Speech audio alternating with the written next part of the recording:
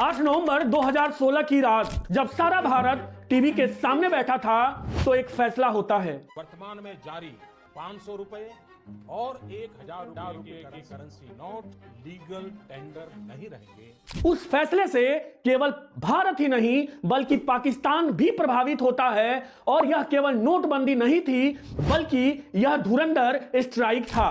इस नोटबंदी कहानी का मुख्य किरदार था पाकिस्तान और पाकिस्तान में बैठा वो शख्स जो कहता था कि पैसा बैंक ऑफ पाकिस्तान से ना गुजरकर उससे होकर गुजरता है और उस शख्स का नाम था जावेद खनानी। उस शख्स का नाम था जावेद खनानी जो अपने भाई अल्ताफ खनानी और दो अन्य लोग हनीफ कालिया और अब्दुल कालिया के साथ मिलकर Khanani and Kalia international private limited नाम से फॉरेन एक्सचेंज कंपनी चलाता था। Javed Khanani foreign exchange company चलाता था। फॉरेन एक्सचेंज कंपनी क्या करती है? एक देश का पैसा दूसरे देश के पैसे से बदलती है। मान लीजिए आपको भारत से अमेरिका जाना है तो आप भारत में डॉलर फॉरेन एक्सचेंज कंपनी के माध्यम से आप चेंज करवाते हैं, परिवर्तन करवाते हैं और इसके बदले में फॉरेन एक्सचेंज कंपनी कुछ कमीशन लेती है। तो जावेद खनानी आरंभ में यही काम करता था कल्ला ब्रदर के साथ। धीरे धीरे आगे बढ़ता है और कहा भी जाता है कि पैसा खुदा नहीं लेकिन खुदा से कम नहीं। बाद में वह फॉरेन एक्सचेंज कंपनी के माध्यम से हवाला का काम करने लगता है। हवाला क्या है? तो हवाला एक इलीगल तरीके से पैसे का लेन देन होता है। मान लीजिए कोई शख्स दुबई में है और वह भारत में पैसा भेजना चाहता है तो वह अनैतिक तरीके से दुबई में किसी व्यक्ति को दे देगा और दुबई का व्यक्ति भारत में अपने एजेंट से संपर्क करेगा और एजेंट के माध्यम से वह पैसा दिलवा देगा। तो हवाला में देश का पैसा देश में ही रहता है लेकिन जो आदान प्रदान है, जो आपसी हिसाब है, वह एजेंट समझते हैं। तो खनानी हवाला में उतरता है फॉरेन एक्सचेंज के साथ साथ और हवाला में काम करते हुए दाऊद से मुलाकात होता है।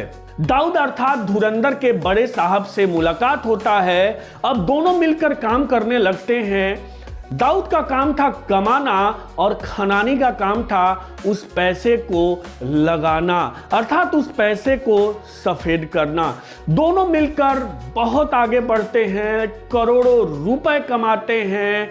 उसके बाद जैसा कि ये पाकिस्तान की फितरत रही है कि जब भी वहां कोई व्यक्ति या नौकरशाह बड़ा बनता है, पैसा कमाता है तो वह भारत की नुकसान की बात सोचता है। तो खनानी और दाऊद दोनों मिलकर बहावलपुर जो पंजाब का एक प्रांत है वहां नकली नोटों की फैक्ट्री बैठाते हैं।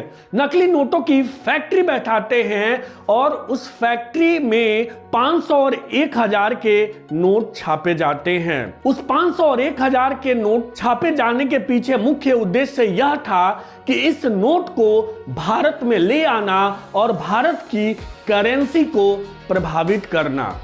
दाऊद के गुर्गे और खनानी के गुर्गे भारत में काम कर रहे थे और 500 और 1000 के नोट को खपाने के लिए तैयार बैठे थे।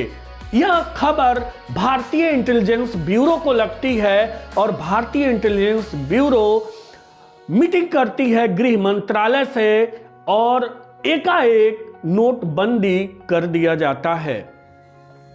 अब नोटबंदी का प्रभाव व्यापक रूप से इंडिया में तो पड़ता ही है लेकिन पाकिस्तान की कमर टूट जाती है और वहां नोट का काम करने वाले सड़क पर आ जाते हैं।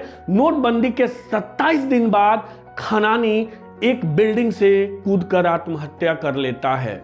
उसका भाई अल्ताफ आज तक पता नहीं है वह कहां है। जो कालिया ब्रदर्स थे उनका भी पता नहीं है और इनकी कंपनी जो फॉरेन एक्सचेंज कंपनी चलाते थे 2017 में बंद हो जाती है। तो मुख्य रूप से नोटबंदी का प्रभाव भारत पर तो पड़ा ही, लेकिन सबसे ज्यादा व्यापक प्रभाव पड़ा पाकिस्तान, जिसने पाकिस्तान की रीढ़ को तोड़ दिया।